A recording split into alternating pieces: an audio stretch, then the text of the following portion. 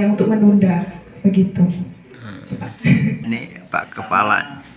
Saya ingin menanyakan apabila pasangan yang akan menikah ini ingin memiliki momongan dengan saya di usia-usia subur itu di saat-saat kapan gitu kira-kira usia-usia subur itu bagi peserta yang memang dia sudah apa istilahnya ya kebelet ingin punya momongan lah gitu ya saat ikhtiar seperti itu kira-kira kalau misalkan di masa-masa kapan gitu atau misalnya di hari-hari keberapa kalau memang setiap bulannya itu diperkirakan ini kan begitu karena saya dengar kan dilihat dari apa namanya ada masa-masa tertentu yang memang ada masa-masa usia subur dan tidak subur gitu ya. Kemudian kedua pertanyaan saya apabila pasangan itu telah mengalami istilahnya kehamilan di luar nikah misalkan seperti itu. Nah ini upaya-upaya dari petugas sendiri itu bagaimana gitu terkait dengan apa perlu ada pendampingan dan sebagainya itu yang saya tanyakan. Terima kasih. Jadi, saya akan menjawab yang pertanyaan yang pertama ya Pak. Untuk yang pertama itu ada masa subur. Nah masa subur ini kalau kita gunakan, maksudnya kalau kita berhubungan dengan suami istri, maksudnya di hari masa subur itu berhubungan suami istri itu bisa terjadi kehamilan, insya Allah ya Pak.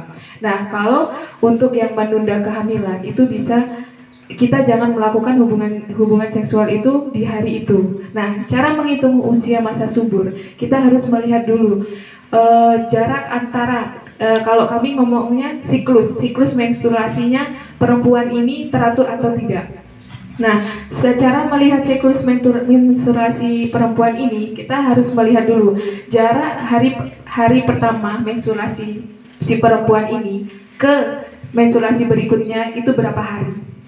Nah, berapa hari? Kalau di antara menstruasi bulan ini ke bulan berikutnya itu dihitung harinya sama, ya, harinya sama, sekitar 28 hari sampai 30 hari. Jatuh hari masa suburnya itu hari ke-12 sampai hari ke-16 dihitung dari menstruasi pertama. Maksud nggak? Ibu-ibu, mbak-mbaknya maksud nggak? Jadi gini, kalau jadi hitung dulu menstruasi pertama bulan ini ke menstruasi bulan berikutnya itu berapa hari, ya? Kalau dia itu teratur sekitar 28 hari sampai 30 hari, itu jatuh masa suburnya itu di hari ke-12 sampai ke hari 16. Contoh, kalau kita menstruasi itu tanggal 1, biar enak hitungnya tanggal 1 ya. Kalau kita menstruasinya itu tanggal 1 dan kita turutin, berarti masa suburnya itu tanggal 12.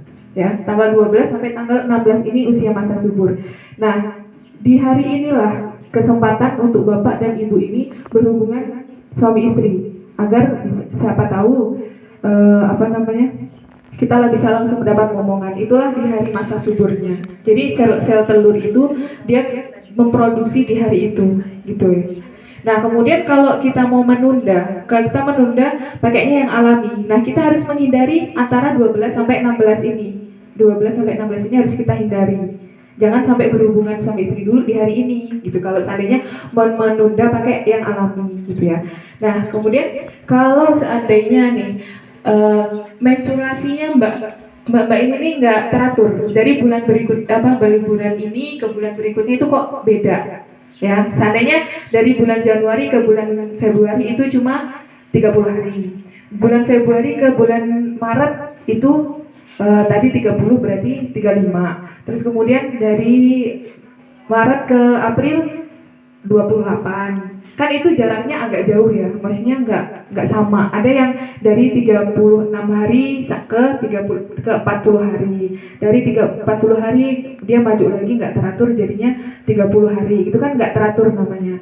Nah, itu harus kita hitung dulu, Mbak. Jadi 6 bulan terakhir itu harus ditandain, harus dihitung.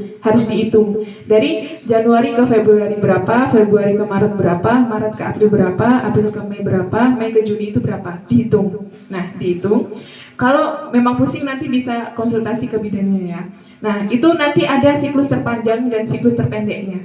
Nah, kalau siklus terpanjangnya ini dikurangin 11, Kemudian siklus yang pendeknya itu dikurangi 18. Nanti hasilnya berapa? Nah, di jarak antara itulah masa subur wanita tersebut.